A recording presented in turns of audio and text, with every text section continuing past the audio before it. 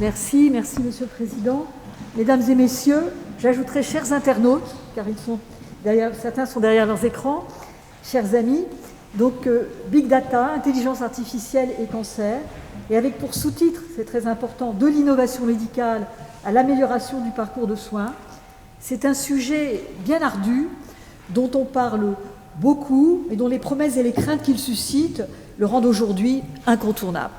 Donc après quelques hésitations, je dois dire, le comité de Paris de la Ligue contre le cancer s'est lancé et a décidé d'y consacrer son colloque annuel. Et je dirais qu'il y a un véritable défi de présentation intelligible de ce que sont les big data, l'intelligence artificielle, de ce que l'on peut en attendre dans l'amélioration des malades, la prise en charge des malades atteints de cancer, sera, et j'en suis certaine, relevé grâce à nos 6 orateurs. Je ne sais pas si vous vous rendez compte de la qualité des intervenants, qui chacun sont véritablement experts dans le domaine, ont un point de vue, un pied dans les data et l'intelligence artificielle, mais surtout ont la capacité de prendre du recul sur finalement un nouveau domaine, une science qui est en construction, dont, je dirais, l'éthique, la déontologie et la loi, la régulation est en train de se construire. Et je trouve que c'est très important que ce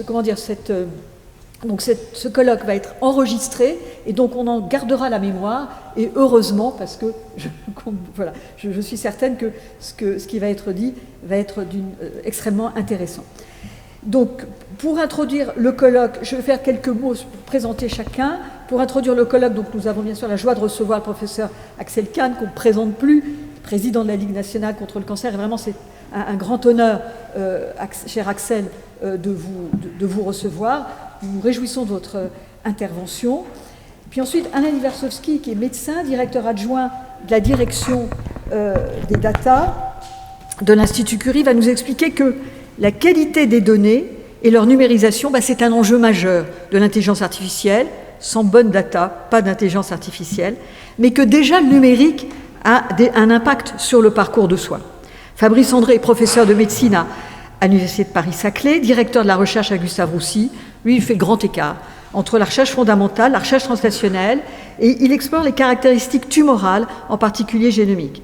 Fabrice André va nous plonger dans la complexité tumorale que le séquençage de nouvelle génération associé à l'intelligence artificielle nous permet d'appréhender. C'est une source de connaissances formidable sur la genèse et l'évolution des cancers, et donc c'est une source attendue d'amélioration des traitements.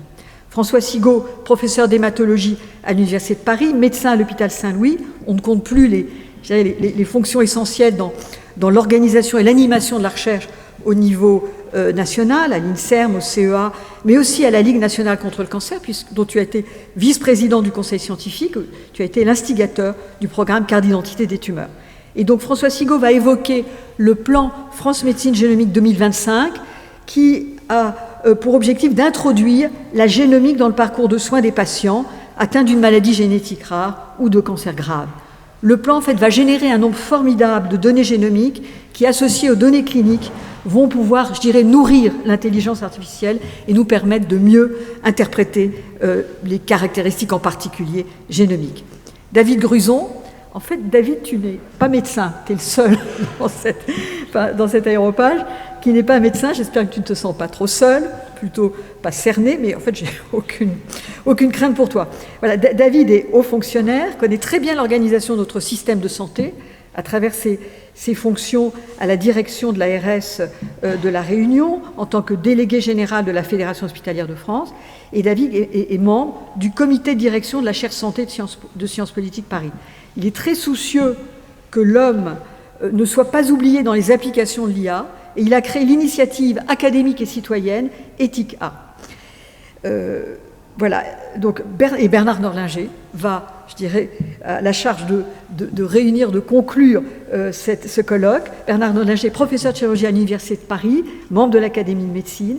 Et Bernard Norlinger a compris très tôt l'importance de la numérisation des données de santé et de l'intelligence artificielle. Il a dirigé avec Cédric Villani la rédaction d'un ouvrage sur le sujet, Santé et intelligence artificielle, qui est paru en 2018, dont la seconde édition est en cours. Et Bernard Norlinger a été nommé récemment président du CESRES. Alors, le CESRES, je cite, c'est le comité d'éthique et scientifique pour les recherches, les études et les évaluations dans le domaine de la santé au sein du Health Data Hub. Et donc, c'est en gros, je pense que Bernard Norlager va nous dire comment va se faire au niveau national la mise en musique de ce nouveau domaine. Voilà, chers amis, donc le programme qui nous attend. Mille merci à tous nos intervenants.